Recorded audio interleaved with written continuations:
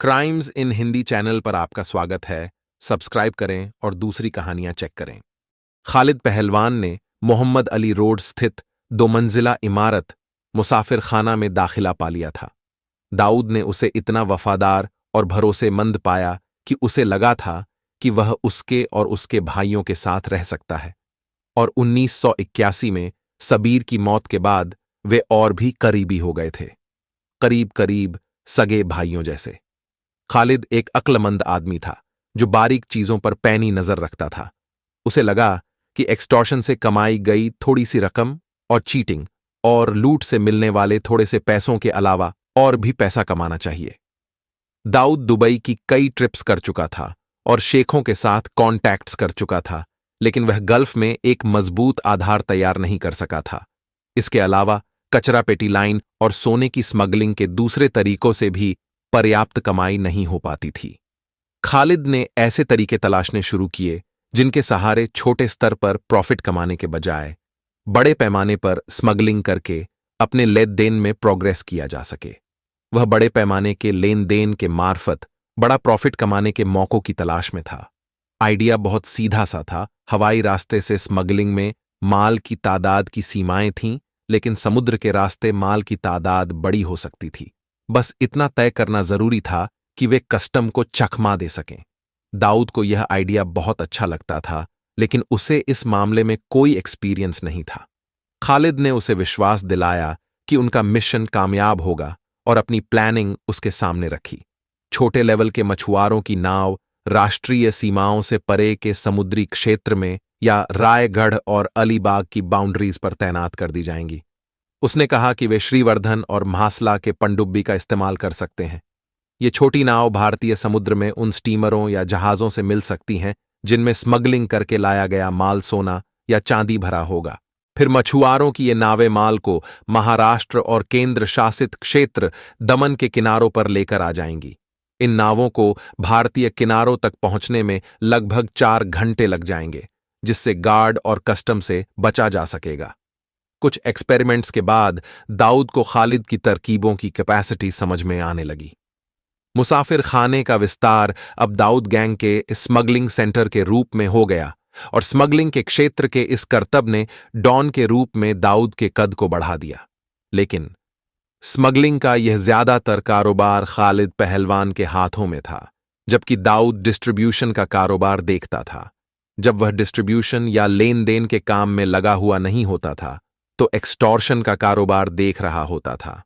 जहां तक सोने और चांदी की स्मगलिंग के कारोबार के हिस्से के तौर पर हिंदुस्तान आने वाले अरब शेखों के साथ बरतने का सवाल था, दाऊद बंबई की गलियों में पला बढ़ा होने की वजह से इस बर्ताव के मामले में बहुत अच्छा साबित नहीं होता था। उसे स्मगलिंग के कारोबार की अंदरूनी बारीकियों की भी समझ नहीं थी। नतीजतन बड़ी रकम, अमीर बिजनेसमैन और शेखों से बरतने का काम खालिद ही देखता था, जो कहीं ज्यादा नफीस भी था और जिसकी बातें आसानी से समझ में आती थीं क्योंकि वह अरबी बोल लेता था। बहुत वक्त नहीं लगा जब दाऊद को महसूस होने लगा कि उसे साइडलाइन किया जा रहा है। बंबई की तटीय रेखाओं से लेकर दमन तक माल के पहुंचने तक के समूचे मिशन में तालमेल बिठाने का पूरा काम खालिद देखता था। उधर दाऊद अपने ऑफिस में अपनी डेस्क के पीछे बैठा रहता और इधर खालिद अरब शेखों का मन बहलाने और उनके साथ सौदे तय करने में मशगूल रहता।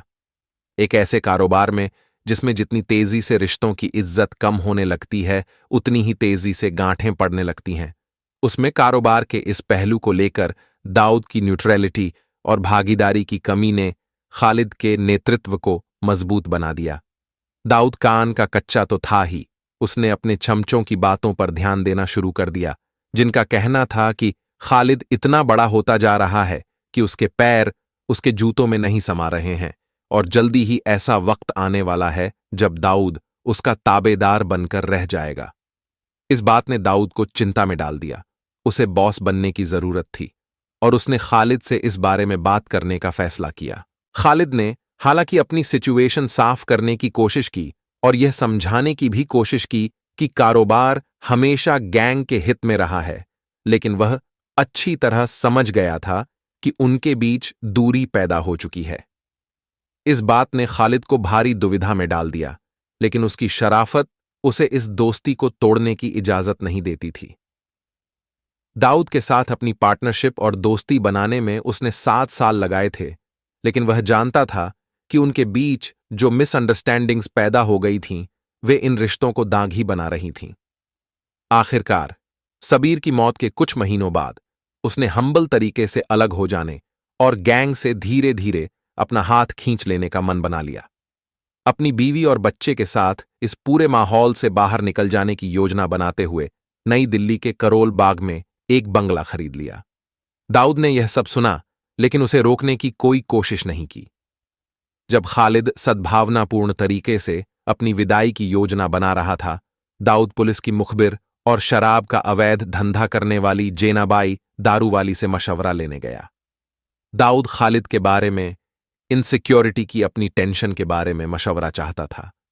वह खालिद के साथ किसी किस्म की दुश्मनी नहीं चाहता था, क्योंकि वह डी गैंग में खुद अपने आदमियों को ले आया था। जेनाबाई ने ज्यादा कुछ नहीं कहा, सिर्फ इतना कहा कि वह उसकी परेशानियों को सुलझा देगी। वह सिर्फ एक छोटी सी जानकारी चाहती थी, स्मगलिंग के माल की अगली खेप के बारे में।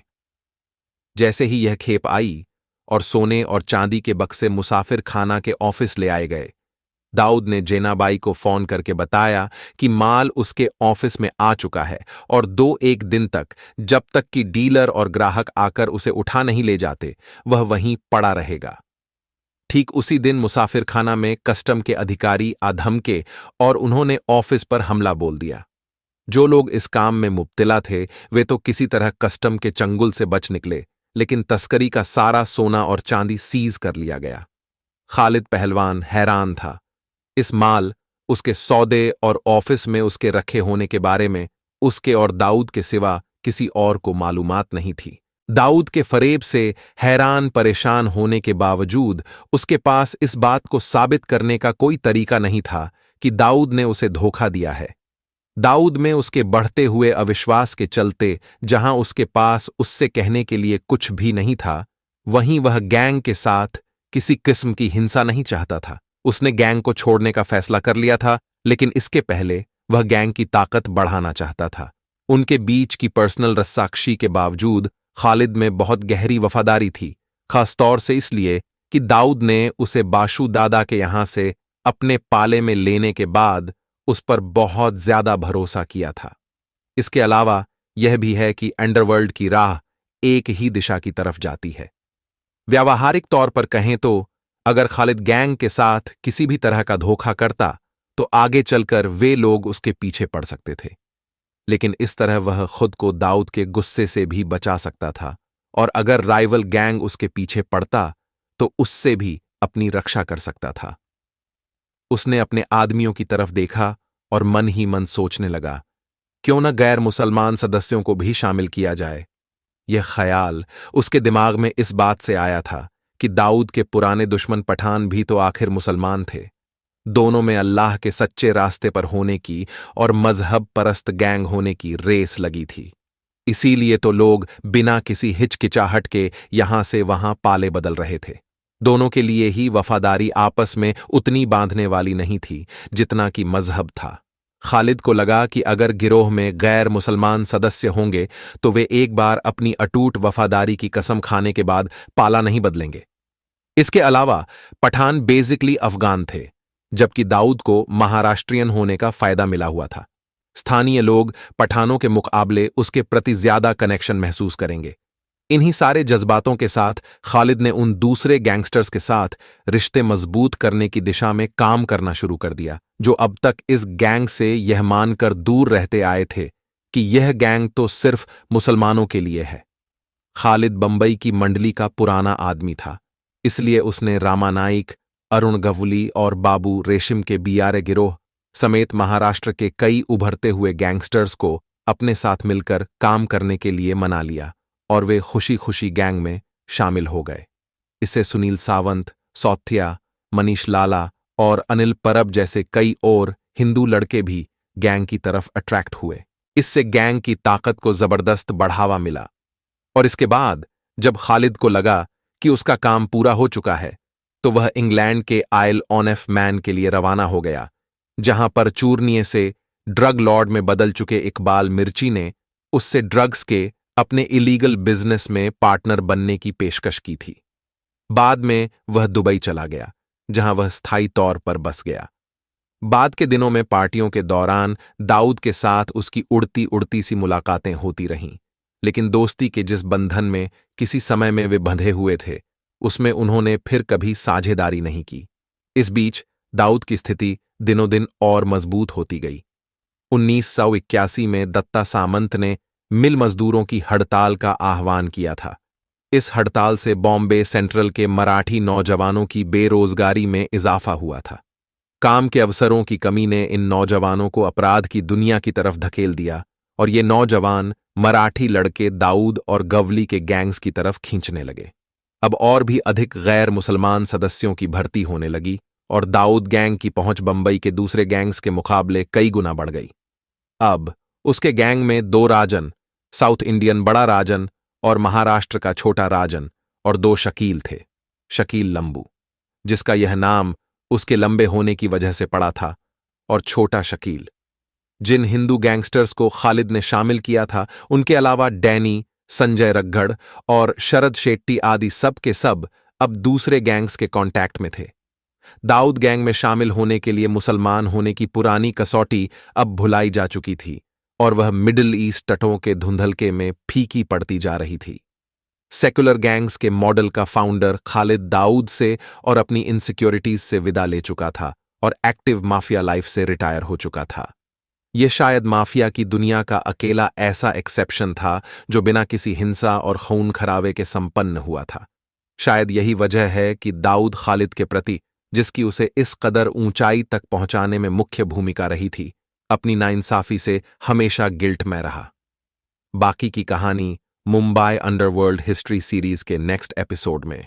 लाइक, शेयर एंड सब्सक्राइब जरूर कर। Thank you and take care.